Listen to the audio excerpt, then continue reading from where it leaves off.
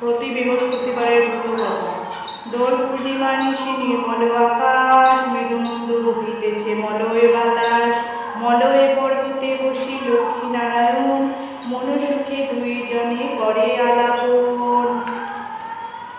বিনা করে হীনকালে নারদ মহামুনি, ভক্তি ভরে উভয়েরে প্রণমিল তিনি।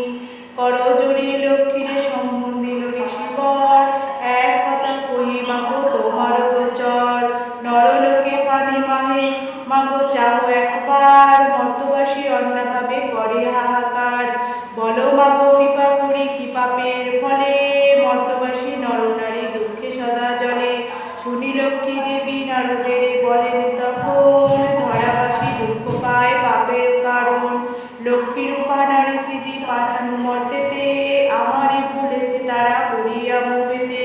লজ্জা দ্বিগুণ যত রমণীর আছে, ক্ষণিক সুষের লাগি বর্জন করেছে। স্বামীর না মানে তারা, না শুনে বচন, ইচ্ছা মতো হেত সেতা করিছে ভ্রমণ। প্রতি গৃহে পাপের আকার, অচলা হইয়া সেটা থাকি কি প্রকার। নারদ শুনিয়া নারদ বলে বিস্তীর্ণ বদনে, কিরূপে প্রসন্না তুমি হবে নারীগণে। কিরূপে পাইব তারা তব পদ ছায়া, ওগো দয়াময়ী তুমি না করিলে দয়া।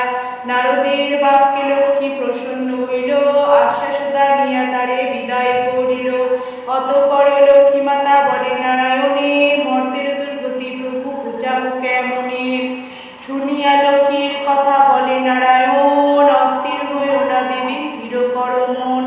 আমি যাহা বলি তাহা স্থির রেখো মনে, ধরাধামে যাও লক্ষ্মী ব্রত প্রচারণে। নারায়ণ বাক্যে লক্ষ্মী আনন্দিত হয়, লক্ষ্মী ব্রত প্রচারিতে ধরাধামে যায়। বৃদ্ধা বামুনির বেশে ভূমিতে লাগিল, সহসা অরণ্যে এক বৃদ্ধারে দেখিল। বৃদ্ধারে দেখিয়া লক্ষ্মী জিজ্ঞাসিল তারে, কেবা তুমি কি কারণে এসেছ কান্তারে।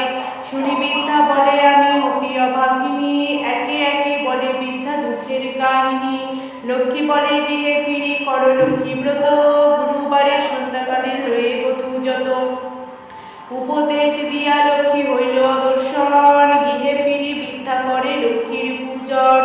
লক্ষ্মীর কৃপায় তার দুঃখ দূর হয়, ধন ঐশ্বর্যে পূর্ণ হলো তাহার আলোয়।